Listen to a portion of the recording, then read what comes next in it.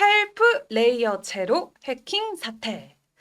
자, 켈프에서 이번에 또 대규모 좀 해킹이 나오면서 시장이 술렁거리고 있죠. 좀 내용 좀 알려주시죠. 네, 일단 요 사건을 알기 위해서는 네. 좀 처음부터 하나씩 좀 너무 짚고 넘어야 좋습니다. 됩니다. 네. 일단 켈프가 음, 무엇이냐? 뭐예요? 켈프는 커널 다오라고 하는 프로젝트의 이제 리퀴드 리스테이킹 이제 음, 프로토콜이에요. 네. 즉 이제 전체 브랜드는 이제 커널 다오 업비트에도 상장되어 있는데 당장 네. 지금 유의 받았죠. 그 음, 커널 다오에서 만든 이제 하나의 이제 디파이 이제 서비스인데 이 켈프가 두 번째로 이제 큰 리스테이킹 이제 플랫폼이었던 것 같아요. 그래서 오, 리퀴드 리스테이킹 이제 플랫폼이었고 커널 다오에서만요? 아니요, 전체 전체에서? 아이겐 레이어, 아, 아이겐 진짜요? 클라우드가 가장 이제 크고 그 오, 다음에 이제 커널 쪽이 가장 컸고 그 오, 커널에서 이제 중심이 있던 게 이제 켈프라고 켈프. 하는 서비스였어요. 네. 뭐 어쨌든 다시 돌아가서 이 음, 켈프는 디파이 서비스인데 네. 보통 여러분들이 이더리움을 이렇게 예치하고 받은 증서를 또 한 번 또 예치해서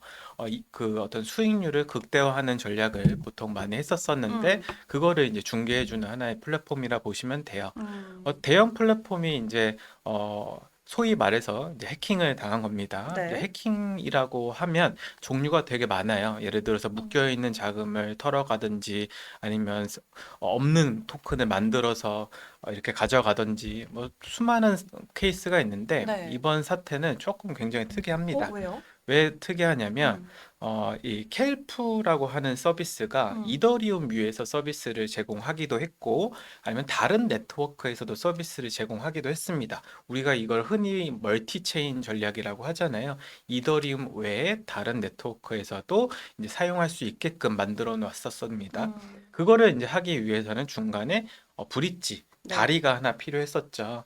예를 들어서 켈프 같은 경우는 이더리움에도 있었지만 유니체인이라고 하는 레이어 2에도 서비스를 제공하고 있었어요.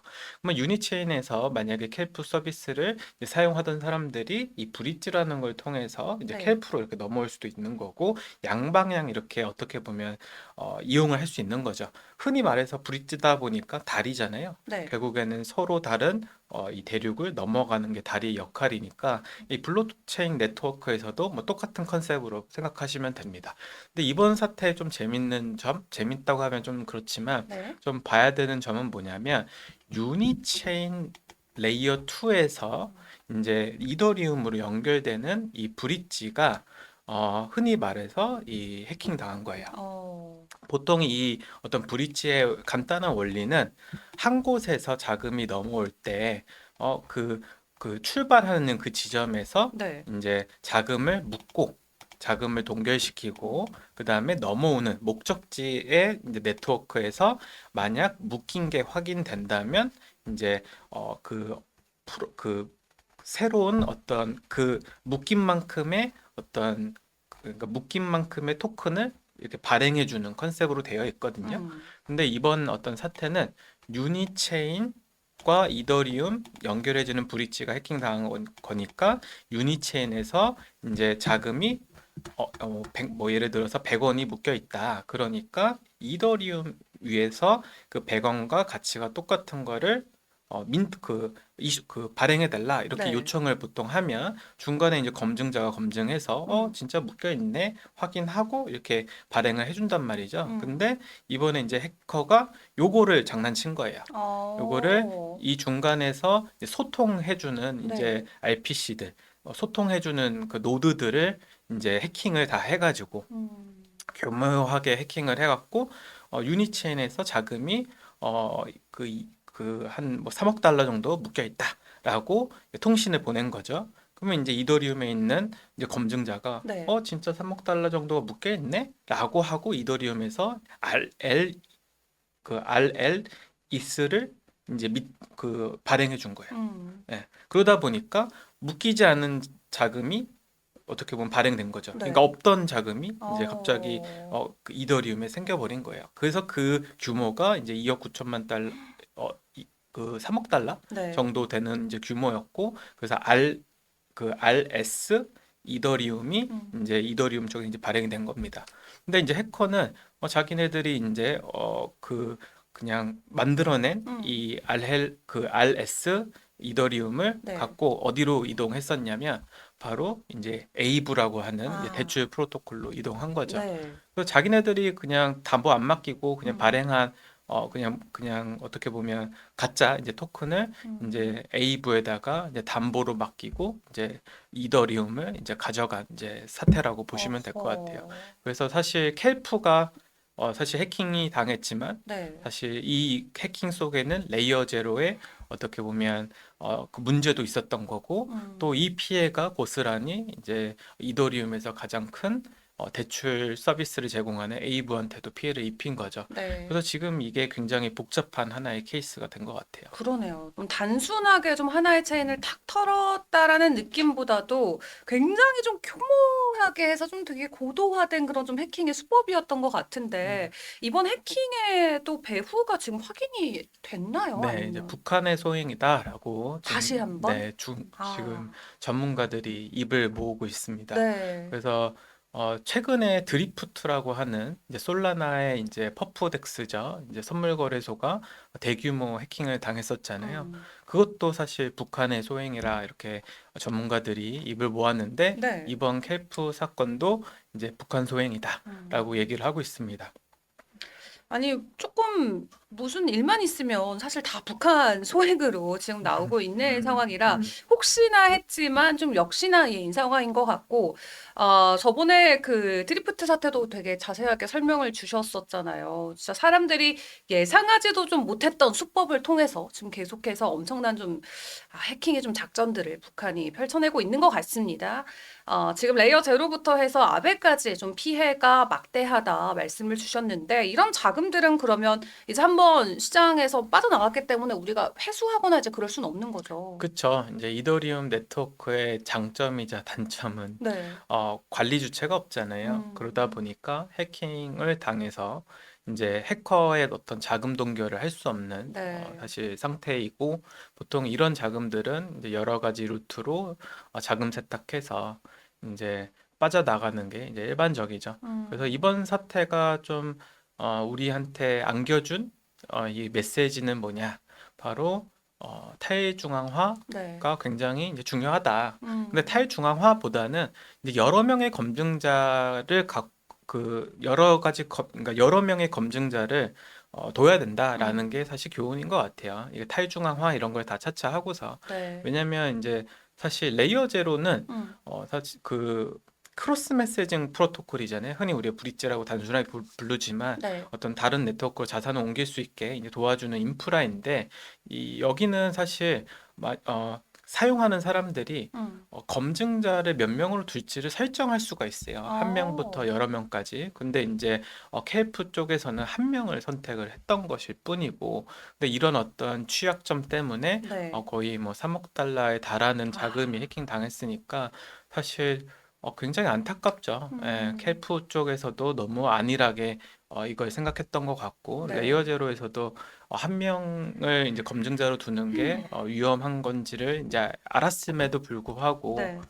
그 옵션을 만들어 놨다는 것에 음, 굉장히 지금 비난을 좀 받고 있습니다. 근데 음, 이 켈프와 레이어 제로가 결국 만들어낸 어떻게 보면 해킹 사태가 지금 디파이 시장에도 굉장히 큰 영향을 줄 것 같아요. 그렇죠. 그래서 그 영향에 대해서도 여러분께 좀 알려드리려고 합니다. 음, 이제 앞서 말씀드린 대로 이제 RS 이더리움이 이제 발행이 돼서 네. 이제 에이브라고 하는 랜딩으로 넘어갔고 그 랜딩에서 RS 이더리움을 담보로 해서 아마 75%의 아마 담보 가치를 인정받아서 네. 이더리움을 인출해 갔을 겁니다.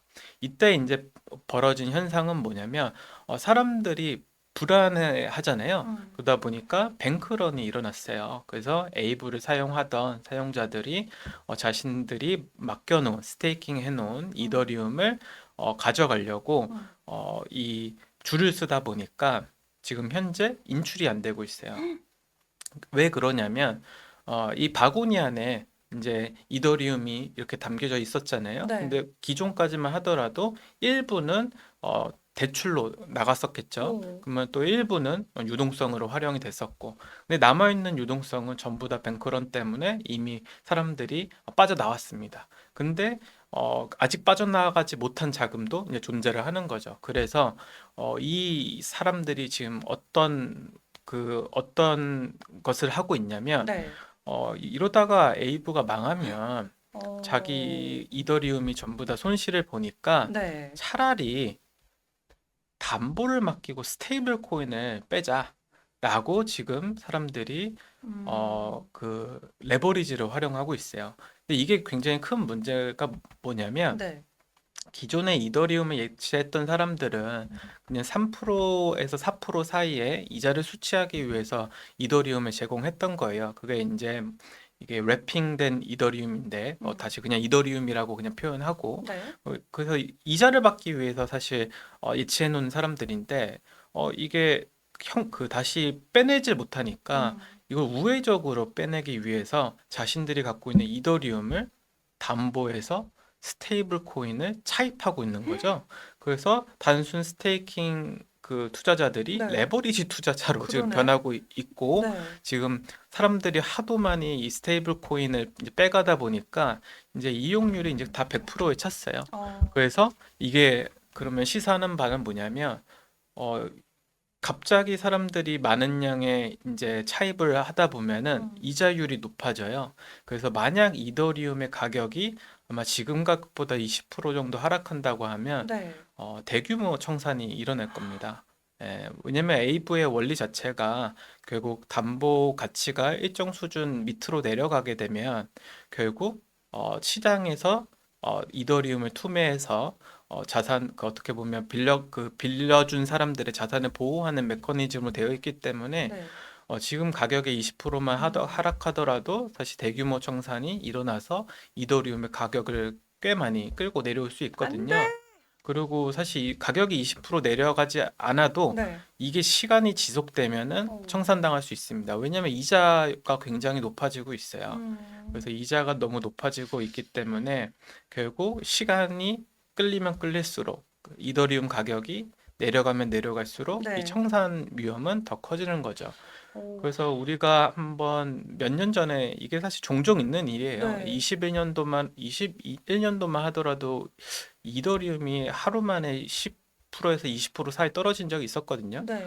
그거만큼 지금 좀 위험한 너무 사태입니다. 위험한. 또 이런 어떤 기회를, 네. 공매도 기회를 또 활용하려는 사람들도 아하. 또 존재하기 때문에 강제적으로 이더리움 가격을 끌어내릴 수도 있는 것이고, 그래서 음, 사실 이 해킹 사태로 시작이 됐는데, 네. 여러 가지 지금 피해가 좀 예상되는 상황이에요. 아, 정말 시장에 지금 아주 중요한 큰 블랙홀이 하나 있다 말씀을 주셨고, 이게 정말 터지게 됐을 때 그 여파가 어떨지. 왜냐면 이미 시장이 너무 저점이고 센티먼트가 안 좋은 상황에서 이런 일까지 겹치게 된다면, 우리가 바랬던 따뜻한 봄날의 햇살이 조금은 더 늦어질 수도 있겠다라는 생각도 들고, 실제로 지금 뭐 계속해서 저희가 지난주부터 해킹과 관련된 사건, 사고들 전달을 드리고 있는데, 4월 시작된 지 이제 3주도 채 안 됐는데 암호화폐 해킹 건수가 거의 역대 최고치를 기록하고 있다라는 디파이라마의 데이터도 지금 나오고 있습니다. 계속해서 우리 시장도 성숙해지고 고도화되고 있는데 그 이상으로 해커들이 똑똑해져서일지 아니면 그만큼 우리가 안일한 건지 뭐 이것에 대한 책임을 100% 누구에게 전가할 수는 없지만 그렇기 때문에 좀 더 답답한 상황이 계속 펼쳐지고 있는 것 같습니다. 또 우리 조동현 대표님께서도 어쨌든 디파이 농부로 활동을 하시는데 네, 사실 이게 지금 다 디파이에서 나오고 있는 맞아요. 네. 사건이긴 하거든요, 음, 대표님. 이거 디파이에 대한 좀 인식이 특히 이미 발을 안 담그신 분들은 더욱더 좀 손가락질하기 좋은 음, 어떤 그런 빌미가 될 것 같고 지금 디파이 하시는 분들도 너의 자본을 다 잃기 싫으면 음, 당장 떠나라 막 이렇게 좀 음. 주장하시는 분들까지도 나오고 있어요. 디파이 농부로서 좀 이런 사태 어떻게 바라보세요? 이제 앞으로의 이 디파이 시장이 네, 예전에는 뭔가 대중화돼서 어떤 인터넷을 활용한 음, 하나의 또 다른 자본 시장이 될 거라 기대를 했는데 네, 이제 앞으로는 사실 이 코인베이스의 어떤 전략대로 디파이가 활용될 것 같아요. 그러니까 사람들이 그러니까 개개인들이 뭐 디파이에 접속해서 이런 인터넷 금융 시장을 이용하는 것보다는 네, 오히려 이 디파이가 하나의 유동성 레이어로 활용이 되고 음, 서비스는 이제 CEX나 이런 거래소들이 이제 네. 제공하는 형태로 좀 변하지 않을까 이런 싶습니다. 그래서 예전에 코인베이스가 구현했던 이제 메커니즘이 뭐였냐면 거래소 사용자가 비트코인을 담보로 스테이블 코인을 차입할 때 그 사용자는 거래소가 스테이블 코인을 제공하는 것처럼 보이지만 실제 그 뒤에서 일어나는 일들은 결국 몰포라고 하는 네. 이제 프로토콜의 어떤 스테이블 코인을 활용해서 차입이 일어난 거거든요. 음. 그래서 사실 뒤에서는 디파이를 활용하되 이제 앞에서는 이제 CX가 중개해주는 네. 이런 서비스를 구현했었었고 음. 이게 잘 되니까 사실 업비트도 기화라고 하는 레이어 2를 오. 만들어서 이런 것을 구현하는 거 아니냐라는 네. 사람들의 기대가 있었죠. 그래서 디파이 자체는 없어지지는 않을 것 같고 음. 오히려 사람들이 직접 활용보다는 간접적으로 이런 거래소의 어떤 서비스를 활용해서 사용하는 사례들이 좀 많아지지 않을까. 음. 그래서 디파이만의 어떤 확장보다는 네. 거래소와 좀 동반 성장하는 좀 음. 메커니즘으로 갈 것 같다라는 생각이 좀 들고 있습니다. 네, 디파이 자체만으로는 개인들이 리스크를 완벽하게 방어할 수도 없고 또 대책도 없기 때문에 결국에는 CEX 차원에서 조금 지원해 줄 수 있는 디파이 서비스들 앞으로 어떤 것들이 좀 생겨날 수 있을지 지켜보시는 게 좋겠습니다. 나중에 선생님 이제 디파이 농부 아니고 C파이 농부로 예명을 바꾸셔야 되는 거 아닐지 네, 이제 그런 은퇴할 때가 된 것 같습니다. 안 됩니다. 우리 음, 대한민국을 지켜주시는, 음, 수호해주시는 디파이 농구로 영원히 함께 해주시고요. 이렇게 좀 캘프 사태부터 좀 시작부터 다뤄봤는데 저희 좀 두 번째 헤드라인도 같이 열어보도록 하겠습니다. 두 번째 헤드라인 보여주세요. 아베 고난 시대. 방금도 이제 아베 쪽에 있는 커다란 이 블랙홀 같은 지점이 있다 말씀을 주셨는데 그 부분의 연장선상일까요? 네, 이제 뭐 아베 에이브, 네. 한국에서는 에이브라고 쓰더라고요. 그래서 저도 뭐가 맞는 거예요? 아베예요? 에이브예요? 그 외국에서는 아베라고 부르고요. 네. 그다음에 한국에서는 표기를 에이브라고 해서 그냥 오, 저도 에이브라고 그냥 하고 에이브. 있습니다. 알겠습니다. 에이브 이제 고난 시대. 네. 사실 에이브가 작년 말부터 네. 부침이 많았던 프로젝트입니다. 어, 에이브는 이더리움에서 가장 큰 규모의 대출 플랫폼이죠. 그래서 한때 규모만 하더라도 30빌리언 달러가 넘었어요. 와, 하나로 하면은 45조 원을 와, 넘는 자금을 사실 갖고 있었던 네. 이제 그 대출 플랫폼인데 작년부터 어떤 이슈가 있었냐면 잘 음, 나갈 때 항상 이슈가 생기죠. 결국 잘 나가다 보니까 내부 네. 이제 개발자들과 갈등이 처음에 어, 있었어요. 그래서 갈등의 어떤 요지는 뭐였냐면 네.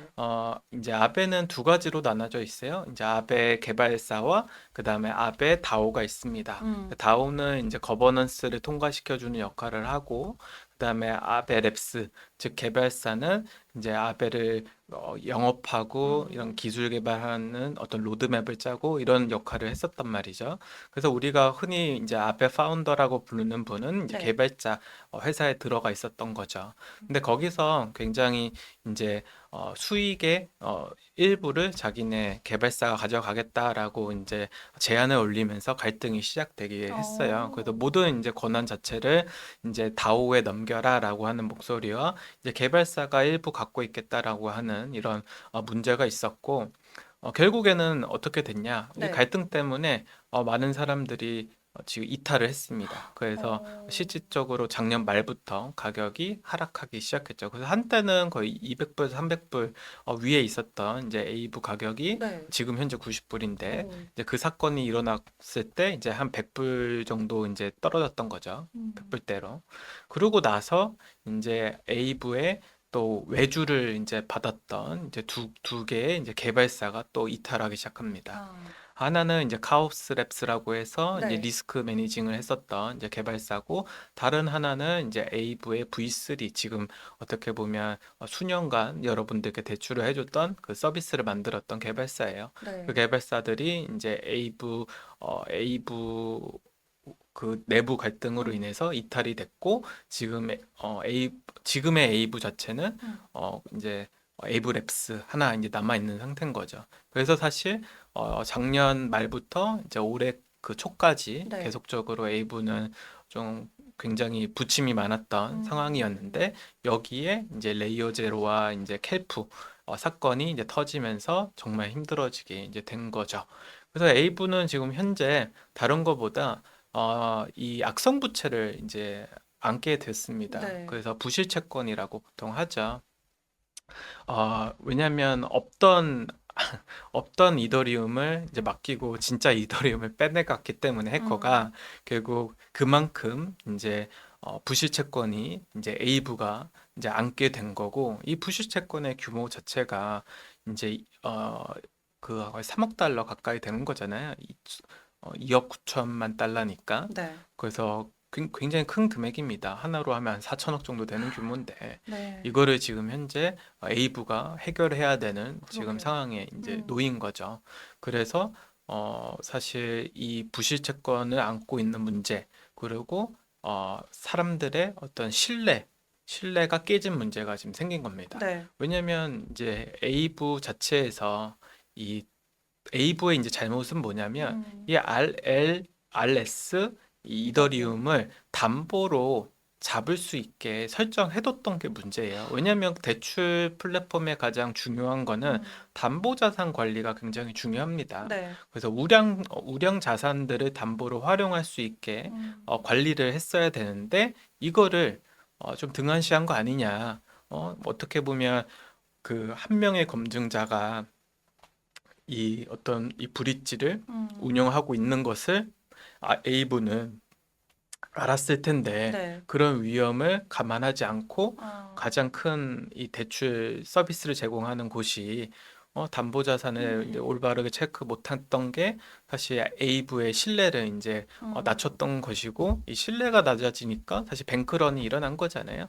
그래서 부실 채권도 안 해야 되고 신용도 지금 낮아졌고 네. 지금 기존에 이런 해킹 사고나 여러 가지 부실 채권을 안 왔을 때 이제 어떻게 보면 그 사용자들의 자금을 보호해 주려고 엄브렐라 펀드라는 거를 이제 또 만들었었는데 그 오. 투자자들도 지금 손실을 보게 된 거죠. 아. 그래서 에이브의 여러 가지 어떻게 보면 믿고 맡겼던 돈을 맡겼던 사람들이 네. 손해를 보기 시작하니까 사실 앞으로는 이 에이브가 다시 회생할 수 어. 있을까라고 하는 지금 의심을 좀 갖게 되는 겁니다. 그래서 에이브는 지금 여러모로 지금 상태가 지금 좋지는 않다라고 좀 말할 수 있을 것 같아요. 정말 순환 시대네요. 작년 연말부터 해서 내부자 리스크가 이미 투자자들을 불안하게 하고 있었던 상황에서 이번 켈프 사태, 이 해킹 사태로 인한 피해를 고스란히 지금 이 에이브, 아베 플랫폼이 받아가게 됐거든요.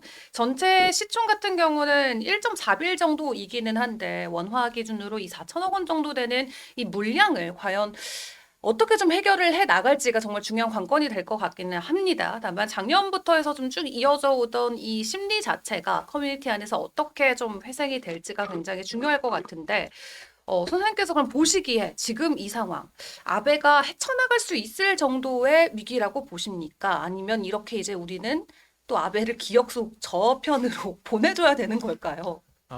뭐 두고 봐야죠. 네. 근데 쉽진 않은 것 같아요. 네. 아, 결국 이 문제가 네. 단순한 문제는 아니에요. 이게 음. 조금 더 투자 측면으로 이제 가면은 복잡해지는데 이제 다음 이제 주제에서 한번 네. 다뤄볼게요. 네. 알겠습니다.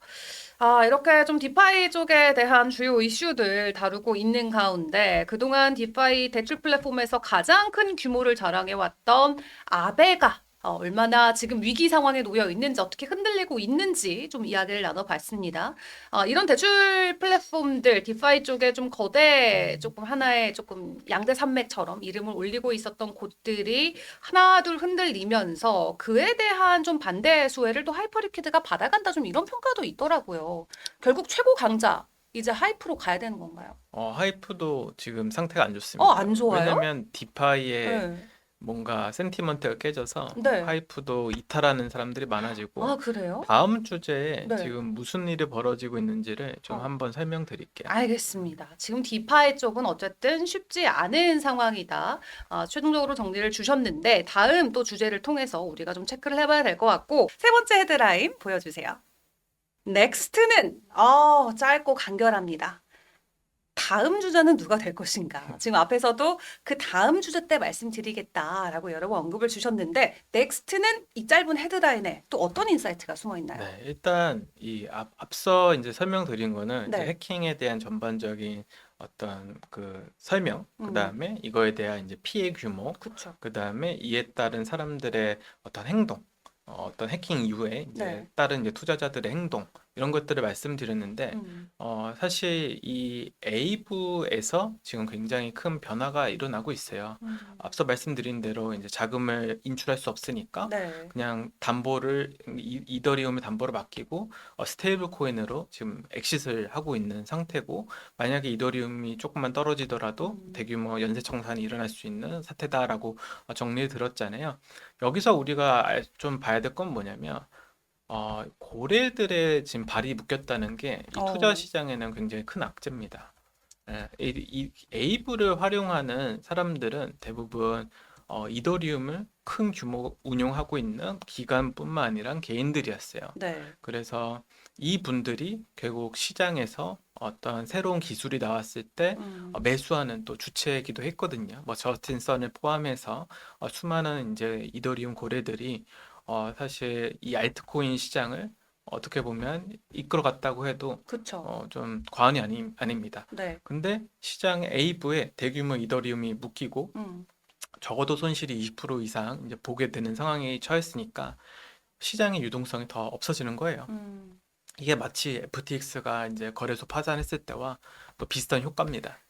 왜냐하면 결국 고래들의 자금이 증발한 거잖아요. 네. 10월 10일 사태 때 증발 한 번 되고 그 음. 다음에 이번 이런 에이브 어떠한 인출이 안 되는 상황에서 또 한 번 또 손해를 보기 때문에 그 고래들도 이제는 적극적인 투자 대신에 이제 보수적인 투자를 할 수밖에 없는 네. 이제 좀 지경에 이르는 거죠.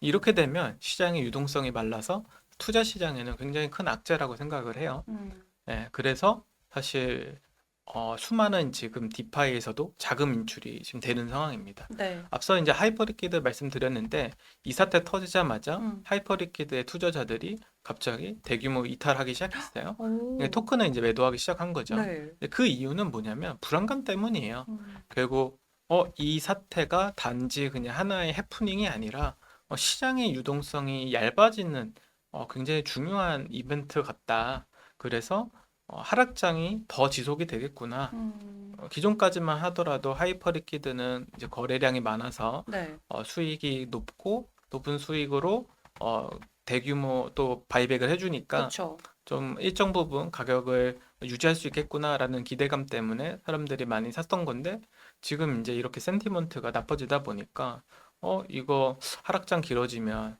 하이퍼리퀴드도 힘들어지는 거 아니야? 뭐 거래량도 줄어드는 거 아니야? 음. 뭐 이런 우려가 좀 나오고 있는 거죠. 그래서 사실 이 A부의 영향 자체가 네. 전반적인 알트코인 시장에 굉장히 큰 이제 영향을 줄 것 같아요. 그래서 여러분들도 사실 지금 뭔가 섣불리 투자를 할 때는 아니다라는 거 좀 생각하셔야 됩니다. 이거 비트코인 제외한 나머지 코인들은 네. 조심할 필요가 좀 있다라고 좀 얘기를 듣고 음. 싶어요. 예. 진짜 엄청난 거대한 파도가 정말 우리를 덮치기 위해서 저기서부터 좀 밀려오는 게 보이고는 있고 알겠지만 음, 이미 반년 넘게 또 하락장을 경험했던 저와 여러분들 입장에서는 여기서 유동성이 더 빠진다고? 침체기가 더 길어진다고? 라는 것 자체가 정말 믿고 싶지 않은 음, 현실인 것 같습니다.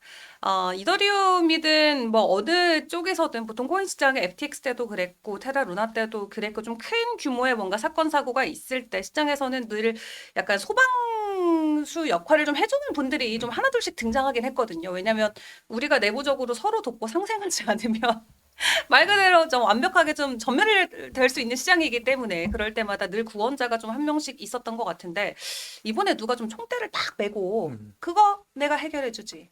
뭐 그런 사람 없겠죠? 일단 해결을 하려고 네.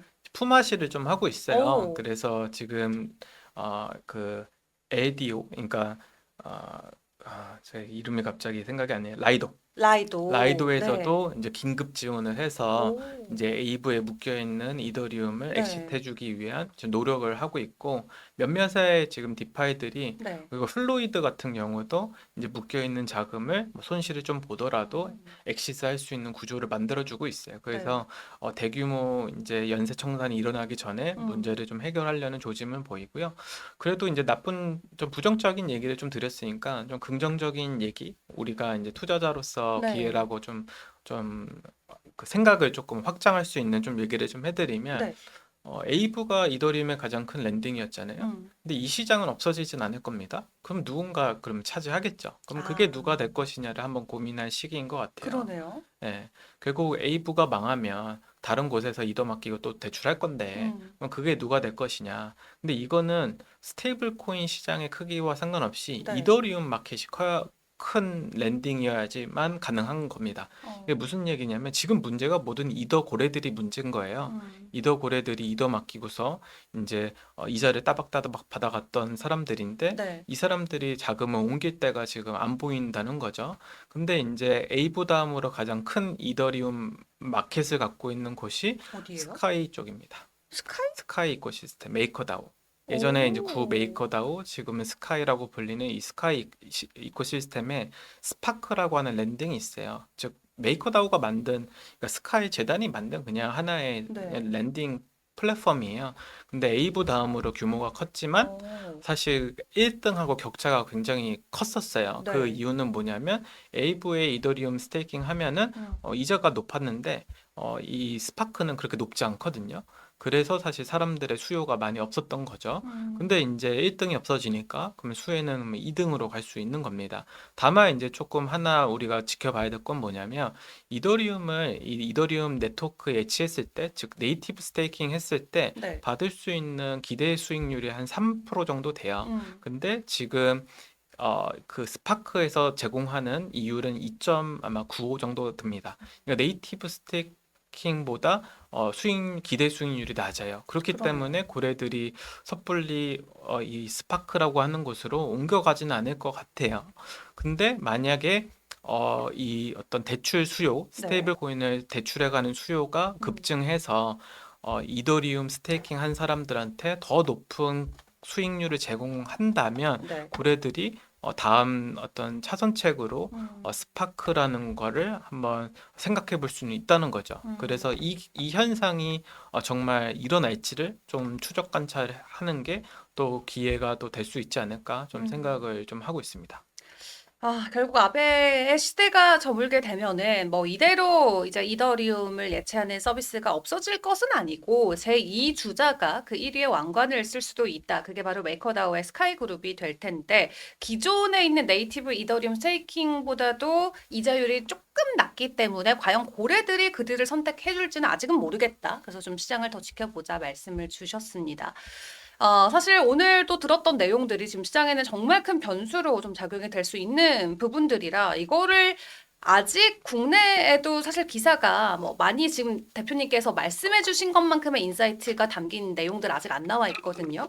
그렇기 때문에 이 부분들을 일반 투자자들한테까지도 다 전달이 되고 전파가 되고 우리가 지금 상황을 100% 인지하는 상황이 됐을 때 시장이 어떻게 좀 출렁일지는 봐야겠습니다만 일단 지금 상황에서는 그래도 투자자들께서는 다 모르겠고 전쟁 끝나고 클래리티 법 나오면은 무조건 가는 거 아니야. 이제 이렇게 좀 단순하게 많이들 생각하실 것 같아요. 이런 사태가 있더라고 한들 만약에 이 종전에 대한 이슈와 클래리티 법이 있다면 혹시 그 유동성을 좀 이길 수 있는 센티먼트가 나올 수 있지 않을까? 뭐 두 개 되면 가격은 뭐 오르겠죠. 오를 수는 있어요? 비트코인, 이더리움 뭐 오르겠죠. 네. 당연히 지금 이 종전이 어떻게 될지 모르니까 이 불안감에 계속 자산의 변동성이 커지는 건데 당연히 뭐 클래리티 법안뿐만 아니라 이란 전쟁이 마무리된다. 네. 이러면 가격은 올라갈 겁니다. 사실 이 크립토 시장만 오르는 건 아니고 주식 네. 시장도 당연히 오를 것이고요. 이 투자 시장 자체에 다시 한번 열기가 이렇게 붙을 테니까 네. 그런 거는 계속 있을 수 있습니다. 어. 다만 이제 조심해야 될 게 알트코인 시장이 문제인 거죠. 아마 음. 일시적으로는 상승하겠지만 네. 장기적으로는 하락할 수밖에 없는 사실 환경이기 때문에 조금 조심할 필요가 있을 것 같고요. 네, 지금 그래서 좀 고래들의 움직임이 굉장히 중요한 것 같아요. 음. 저스틴 선 같은 경우는 이제 네. 에이브의 자금을 이제 스파크로 옮기긴 했어요. 오. 그래서 일단 고래들이 움직이는 거를 한번 관찰해 보면 어디로 자금이 흐른지를 볼 수 있으니까 네. 한번 유의 깊게 한번 살펴보는 게 좋지 않을까? 라는 생각하고 있습니다. 결국 큰 그림에서 좀 퍼즐 조각들이 맞춰진다면 당연히 시장이 일단 반응하고 환원할 수 있다. 다만 우리가 정말 내부적으로 깊이 진통하고 있는 부분이 완전히 해소되는 것은 아니기 때문에 주의는 해야 된다. 거듭해서 좀 강조를 주셨습니다. 그렇게 됐을 때 사실 대표님의 좀 내용을 종합을 해보면 그럼 결국에는 지금 비트코인이다. 그럼 좀 귀결될 수가 있을 것 같아요. 또 비트 맥시는 아니시잖아요. 네, 누구보다도 알트코인을 사랑하시는. 저는 알트코인을 좋아하는 그러니까요. 사람이니까. 네. 근데 지금 뭐 솔직한 심정은 네. 지금은 가장 비트코인이 안전한 것 같아요. 아, 왜냐면 상승장에서야 네. 알트코인을 좀 공격적으로 투자를 하면 음. 변동성이 크니까 또 시장이 우상향한다는 좀 기대가 있으면 네. 돈을 크게 벌 수 있으니까 알트코인을 이제 좋아하는 건데 지금은 시장이 환경이 완전 반대잖아요. 완전 하락장이고 해킹 사건 계속 터지고 있고 이거 전형적으로 하락장 때 보이는 좀 일들입니다. 예. 뭐 아마 지난 하락장을 경험했던 분들도 아마 했던 분들은 아시겠죠. 네. 수많은 이제 스타트업들이 파산하고 그다음에 뭐 거래소도 파산하고 뭐 사건 사고가 끊이질 않아요. 뭐 그러면서 사실 사람들의 관심이 멀어져서 사실 이제 변동성도 없어지는 네. 이런 굉장히 어려운 이제 상황이 오는 건데 지금 이제 그런 과정 중에 하나라고 생각이 들거든요. 그래서 지금은 알트코인보다 비트코인이 훨씬 더 좀 매력적인 좀 매력적이지 않나라고 생각을 하고 있고요. 음. 음. 또 이런 상황에서 이제 아예 뭐 리테일들이 시장에서 다 빠져나가고 기관들이 좀 기존 물량들을 받아내면서 아예 기관들이 이제 본인들의 메인넷 출시라던가 거의 스테이블 코인이나 뭐 RWA 이런 거 위주로 크립토를 좀 개편하고자 하는 움직임들을 많이 보이고 있잖아요. 시장이 정말 큰 좀 대격변의 시대 앞에 좀 크립토가 서 있다라는 느낌을 더 받는 것 같아요. 이제 기관들이 또 들어오게 되면 시장이 더욱더 안정화가 될 수도 있겠고 기존의 알트코인들이 본인들의 그나마의 색채와 또 용도를 잃어버릴 수도 있지 않을까라는 생각도 사실은 드는데 그렇게 됐을 때 이 크립토 시장의 투자 매력은 그럼 뭐가 남는 거냐 도대체 오직 희소 가치 기반에서 올라가는 비트코인 말고 다른 코인 우리가 정말 뭐를 봐야 되는지 더욱더 혼란스럽고 그렇죠. 굉장히 어려운 시장인 것 같거든요. 맞아요. 그렇다고 대표님께서 보셨을 때 이 시장이 미래가 없으니까 난 이제 떠나겠다 뭐 이런 건 아니실 거잖아요. 그렇죠. 그런 건 예. 아니죠. 그래서 저는 개인적으로 이제 남은 네. 하나의 빅 테마는 스테이블 코인밖에 없는 것 같아요. 결국 예, 스테이블 코인 시장이 이제 얼마나 커지냐. 네. 여기에 이제 어떤 새로운 또 기술이 파생이 될 것 같고, 그래서 믿고 있는 건 스테이블 코인밖에 없는 것 같아요. 이제 사실 기술적인 건 이미 뭐 다 구현된 것 같아요. 뭐 네. 양자 빼고는 할 수 있는 건 다 했다. 할 수 있는 건 다 했다. 이제 더 이상 나올 게 없다. 그리고 블록체인으로 해볼 건 다 했기 해볼 건 다 했기 때문에. 때문에 이제 더 이상 새로운 어떤 네. 뭐 창의적인 이런 모델은 나오지 않을 것 아, 같아요. 그래서 오히려 정말 CFI 쪽으로, 네. 그러니까 CFI보다는 이제 트레이디파이 쪽으로 많이 음. 움직이는 것 같고, 트레이디파이 쪽으로 가면 결국 스테이블 코인이 또 중심이 될 거니까 스테이블 코인이 얼마나 이제 활용되는지, 네. 그리고 어떤 우리가 흔히 얘기하는 토큰화, 이 토큰화해서 새로운 금융 상품들이 사람들의 관심을 얼마나 끄는지 이게 이제 주요 그 키인 것 같아요. 네. 그래서 뭐 이런 쪽을 좀 봐야 되지 않을까 생각합니다.